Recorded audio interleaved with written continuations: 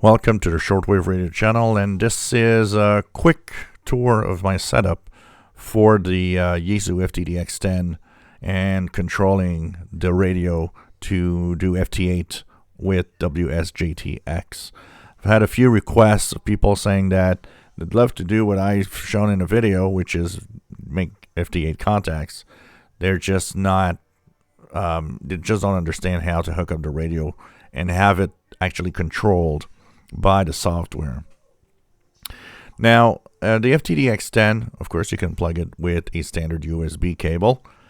Same kind AB cable that you'll have for a printer, for example. Mine has ferrites on it so that to minimize the possibility of RF and interference. Now, the way it works is that there's two things that happens when you plug that in. Your Yaesu FTdx10 has and receives commands through what we have as a standard serial port adapter. So you have COM ports, COM1, COM2, COM3, COM4.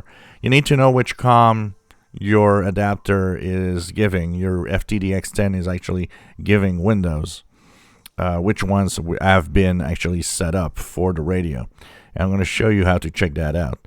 The second thing is that the radio acts as a audio device, as a sound card, basically. So you have input and output of audio through that sound card from the radio itself. So the first thing you need to do is, of course, check out and learn what is the COM port that my radio is plugged on. So you do that by right-clicking on your Start button in Windows, Windows 10, Windows 11, and go into the Device Manager. In the Device Manager, once the radio is plugged in, you will see a section called Ports. Now, you don't see it here, but because the radio is not plugged in, but I'm going to show you when it's plugged in, it shows like this. Ports, COM and LPT. The radio acts as a Silicon Labs dual CP2105 USB to UART bridge standard COM port adapter, and you have COM3, COM4. And then when you look at it, you have settings, and the settings that I have here are, you see it, FTdx10 rig, it's chosen rig, COM3, and the baud rate is 38,400. And then you have data bits, which is default, and default for stop bits and handshake. And of course, PTT method, CAT. So this is so the computer can access. And the mode here I have none selected, but you can actually use data if you want. It will actually force the radio into a data mode, USB or USB port, but I use the data mode in the FTdx10. If you don't choose anything here, you'll have to manually choose the mode on the radio because it's not going to switch automatically. You can click Test CAT here. What that's going to do is it's going to tell you if the computer controls, and that comes green when the computer actually works and controls. The other thing that you'll have to check out is the audio.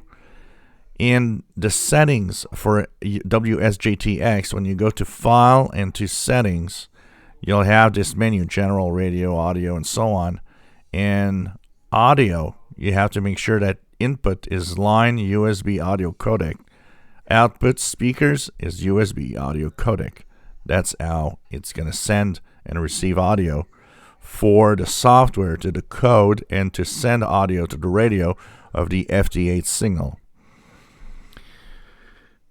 I wanted to show you one thing. Once that works, you'll see that on the bottom left, on the bottom left, sorry guys. On the bottom left, you will have here a green bar that's going to go up. This is going to tell you there's audio. If this stays to 0, no green bars, you ain't getting audio, and it's very important to check that out. That means you're not selecting correctly the audio input in the software. Once that is, it's going to start decoding, and you're going to see something like this show up with all the stations that are on. The other thing also that you have to understand is that the clock of your PC needs to be synchronized. And so that's extremely important to go into your settings. Some people use software that actually does it automatically. I go into my settings, I click the Sync Now button, and usually it'll do a check mark like this, and that means it just synced with the time.windows.com. Usually that's enough, but you can have even more precise time settings. But it's important, the FT8 mode, JT65, and all of that requires an accurate time, or else you won't decode and it won't work. Then the other thing I want to show you, because a lot of people seem to misunderstand that, when you make a contact, so you see here I sent, for the purpose of this video, CQ on 30 meters, 10-136. Now, you see I've sent 2 CQs, that's automated by the software. I got a response. The response gives me the grid square locator, which also gives me in turn here on the bottom left the azimuth and this the distance of the station. Then, of course, the software responded for me, HRZ from V2 to ZZI. I gave him a report of +06. Then, in return, V2 ZZI N8 HRZ, he gave me a report of R +09. Then the software tells the other station, Roger, Roger. It understood. 73. Thanks for the contact, and see you next time. And they usually, but not always, but they usually, a real full contact looks like this. You will have a 73 in return. I hate it when stations do not send your 73 in return. It's kind of, you made a contact, you made their signal, but, to really complete a contact, take the time, make sure that you do send back the 73 to the other station. You might, and some probably don't, consider a complete contact without the land 73. What do? Look, if it was fast and clear, I will usually be okay. If it's rough copy, what I'll often do is resend the Roger Roger 73 several times to make sure that the station really replies back 73. But it happens that it doesn't, and it happens that you don't get that 73 back. I kind of hate it when stations don't do that. I don't know if it's because I want to save time in the contacts or something, but their full contact should look like this, with both stations giving them 73 at the end.